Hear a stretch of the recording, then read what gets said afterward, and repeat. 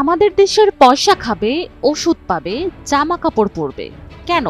জামাই নাকি? জলদি জলদি ভাগো। পশ্চিমবঙ্গে বসবাসরত অবৈধ বাংলাদেশিদের রাজ্য ছাড়তে ঠিক এই ভাষাতে তীব্র হুঁশিয়ারি দিয়েছেন রাজ্যের নতুন মুখ্যমন্ত্রী শুভেন্দু অধিকারী।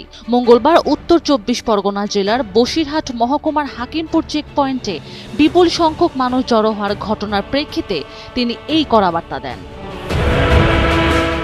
ফোটানোর ঝামেলা ছাড়াই নিরাপদ পানির জন্য ঘরে আনুন পিওরিট। কল করুন 16627।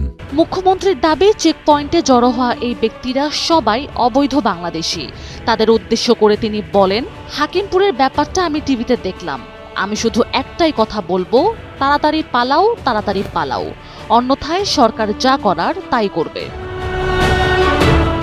শুভেন্দু অধিকারী স্পষ্ট জানিয়ে দিয়েছেন যে অনুপ্রবেশকারীদের পেছনে রাজ্যের জনগণের ট্যাক্সের টাকা নষ্ট করতে চান না তিনি।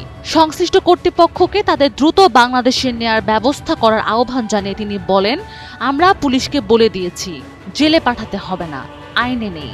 সরাসরি পুলিশ এদেরকে ধরে বিএসএফ এর হাতে তুলে দিবে। আমাদের দেশের পয়সা খাবে, ওষুধ পাবে, জামা কাপড় পরবে। কেন? জামাই নাকি? জলদি জলদি ভাগো। অনুপ্রবেশকারীরা পশ্চিমবঙ্গের মানুষের ক্ষতি করছেন উল্লেখ করে মুখ্যমন্ত্রী বলেন, আইন আগে থেকেই ছিল, কিন্তু ভোট ব্যাংকের রাজনীতির কারণে এতদিন তা ব্যবহার করা হয়নি। এবার বিজেপি সরকার ভোট ব্যাংকের ঊর্ধ্বে গিয়ে দেশ ও রাজ্যের স্বার্থে বিতর্কিত নাগরিকত্ব সংশোধন আইন কঠোরভাবে কার্যকর করবে।